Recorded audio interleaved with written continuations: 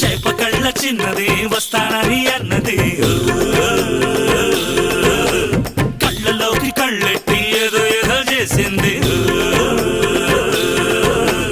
కందిరీక నడుముకి సెగలు రేపుతున్నది నంగనాచి చిన్నది నన్ను గిల్లుచున్నది ముందుకెళ్ళి ముందుకెళ్ళి ముందుకెళ్ళి మూడు ముళ్ళు వేసి గదిలోకెళ్ళి గడిపెట్టాను.